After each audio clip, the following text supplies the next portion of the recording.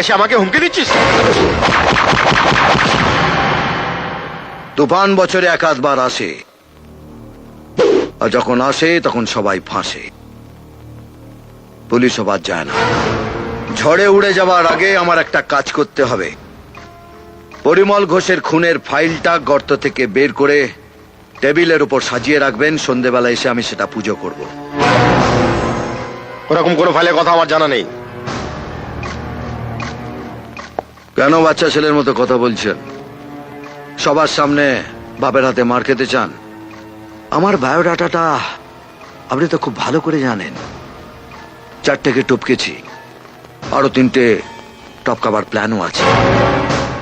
5 নম্বরে যদি আপনার নামটা না লেখাতে চান, তাহলে সন্ধ্যায় যেন ফাইলটা টেবিলের উপর তৈরি থাকে।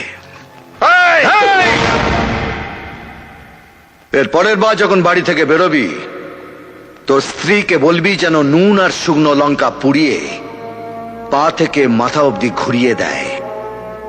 কারণ প্রোটেকশন না নিয়ে তুফানের সামনে পড়লে উড়ে গিয়ে কোন ভাগাড়ে পড়বি শকুনেও খুঁজে পাবে না। সালা একদম 2 নম্বরই মাল।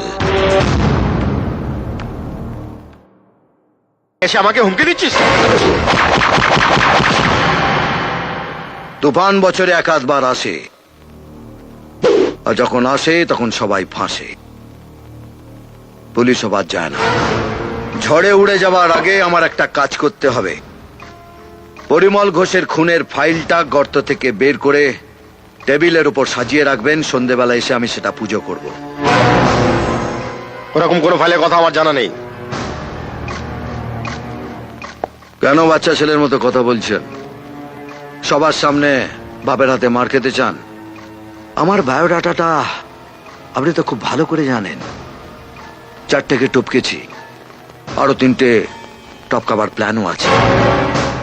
5 নম্বরে যদি আপনার নামটা না লেখাতে চান, তাহলে সন্ধ্যায় যেন ফাইলটা টেবিলের উপর তৈরি থাকে।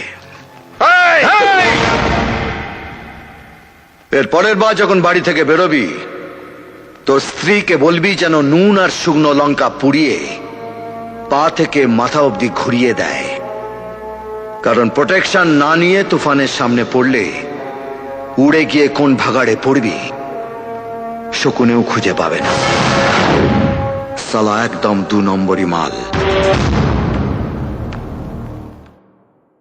এসে আমাকে হুমকি দিচ্ছিস?